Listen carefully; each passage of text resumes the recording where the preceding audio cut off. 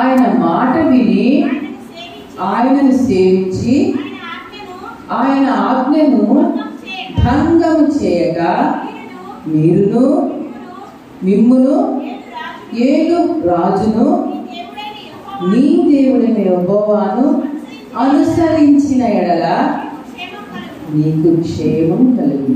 అక్కడ ఒక 5 కండిషన్స్ ఉన్నాయి, జాగ్రత్తగా చూద్దాం. మొట్టమొదటిగా నీవు యెహోవా యందు భయభక్తులు కలిగి, రెండవది ఆయన మాట విని, మూడవది ఆయన్ని సేవించి, తర్వాత నాలుగవది ఆయన ఆజ్ఞను భంగము చేయక, అంటే ఆయన మాటను వినకుండా ఉండకుండా. ఒక ఆజ్ఞ చెప్పారు, దాన్ని పాటించడమే. ఈ హద్దు వేశారు, ఈ హద్దు దాటి రాకూడదు. ఇది హద్దు వేశారు, మనం పైకి వెళ్ళకూడదు, అంతే, ఇంక వెళ్ళకూడదు. రెండో ఆలోచన అవుతుంది. ఎగ్జామ్ రాసేటప్పుడు పక్కన కాపీ రాయకూడదు, చూసి రాయకూడదు. నీకు వచ్చింది అని కొంచెం అదే రాయి, పక్కన వాళ్ళు అడిగి రాసిన. అది ఆజ్ఞను భంగం చేయడం. నువ్వు అడిగావా, నువ్వు ఆ భంగం చేసినట్లే. అలాగా నీ దేవుడైన యెహోవా నీకు ఇచ్చిన ఆజ్ఞను భంగము చేయక మీరును మిమ్మల్ని మీ రాజును మీ దేవుడైన యెహోవాను అనుసరించిన ఎడల. మీరు అనుసరించాలి మీ దేవుణ్ణి, మిమ్ముని ఏదే మీ రాజు. మన దేవాలయంలో చూస్తే మనల్ని ఏదే రాజు ఎవరు? మన యాజకుడు. మన యాజకుడు కూడా దేవుని అనుసరించాల్సిందే, ఆయన మాటను వినాల్సిందే, ఆయన సేవించాల్సిందే, ఆయన ఆజ్ఞను భంగము చేయకుండా ఉండాల్సిందే. టైం 6 పెట్టి 6ంటికి రావాల్సిందే. 1 నిమిషం దాటినా మనము ఆజ్ఞను మీరినట్టే, మన యాజకులు లేక మన ప్రభువులు ఎవరైనా సరే ఆజ్ఞను మీరినట్టే. అది మన దేవుడని యెహోవా అంత ఖచ్చితమైన వ్యక్తి. అందుకే ఆజ్ఞను భంగము చేయక మీరు అనుసరించినలా ఎవరికి క్షేమము? మీకే క్షేమం. దేవుడు ఇంత సీక్రెట్ మనకు చెప్తున్నారు. మీరు క్షేమంగా ఉండాలి అంటే మొదటిగా మీ తల్లిదండ్రులు సన్మానించండి, రెండవదిగా మీ దేవుడైన యెహోవా నీకు ఇచ్చేటువంటి ఆజ్ఞలను భంగము చేయొద్దు, వాటిని అనుసరించండి, వాటిని గైకొనండి, వాటిని వినండి, అప్పుడు మీకు క్షేమాన్ని కలుగుతుంది. అలాగే మన దేవుడు నీవు క్షేమము దీర్ఘాయువు కావాలి అంటే నేను నీకు 2 కండిషన్స్ చెప్పాను. వీటిని అనుసరిస్తే నీకు దీర్ఘాయువు కలుగుతుంది, నీకు క్షేమం కలుగుతుంది. ఇవి తెలుసుకున్నటువంటి గొప్ప మహారాజు దావీదు మహారాజు. అందుకే చెప్తున్నారు కదా, దేవా నీకంటే నాకు క్షేమాధారం ఏదీ లేదు.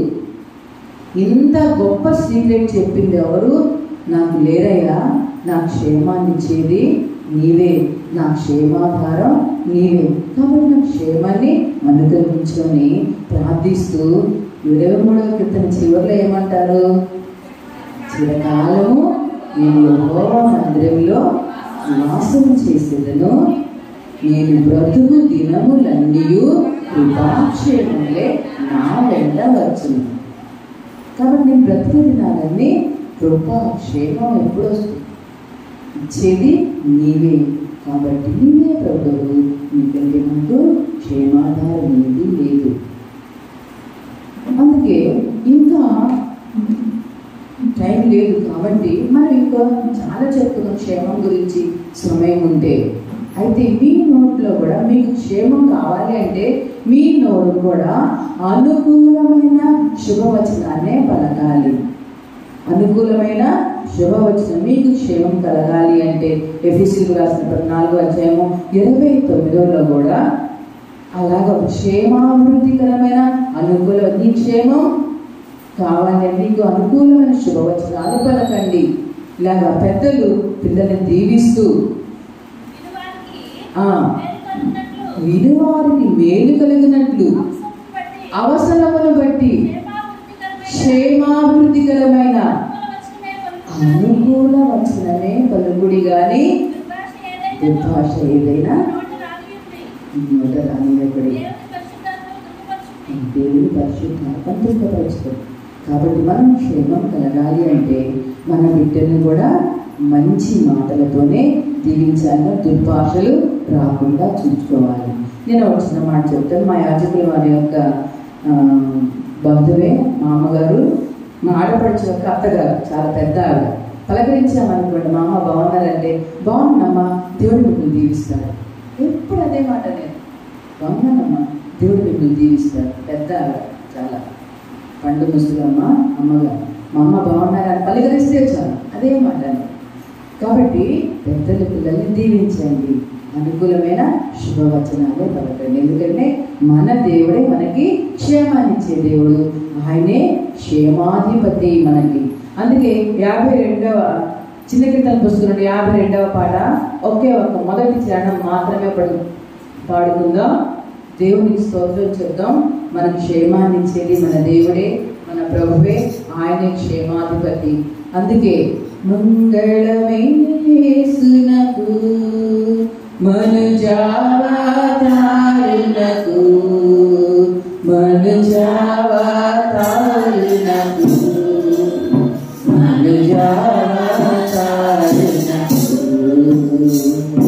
సింగార ప్రభువునకు సింగార ప్రభువునకు క్షేమాధిపతికి మంగళమే మంగళమే యేసునకు మనుజావతారునకు మనుజావతారునకు మనుజావతారునకు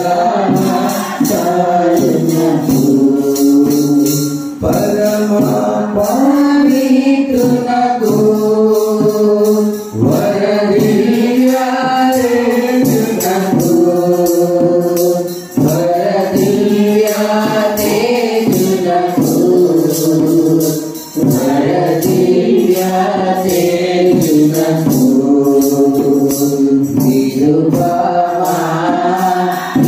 నిరుపమానందునకు నిరుపమానందునకు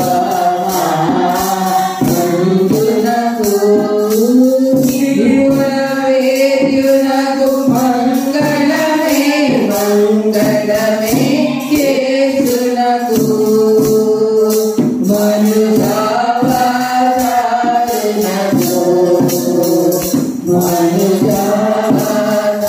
మనుజావతారునకు మనుజావతారునకు.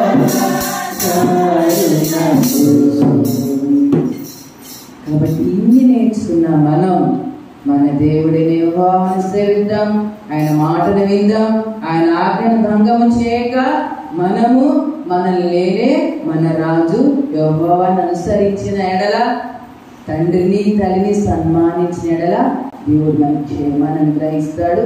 ఆ క్షేమానికి అధిపతి మన దేవుడే.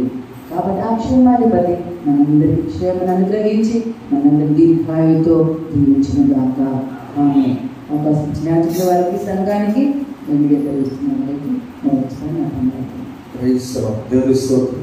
దేవుని మన ప్రతి చప్పుడు పడుకుందాం. ఒకసారి మనకి ఎంత దీర్ఘాయుష్ కావాలన్నా, క్షేమం కావాలన్నా, ఆనందం కావాలన్నా కూడా ప్రభువు దగ్గర చక్కగా ఇచ్చిన వారికి వందనాలు తెలియజేసి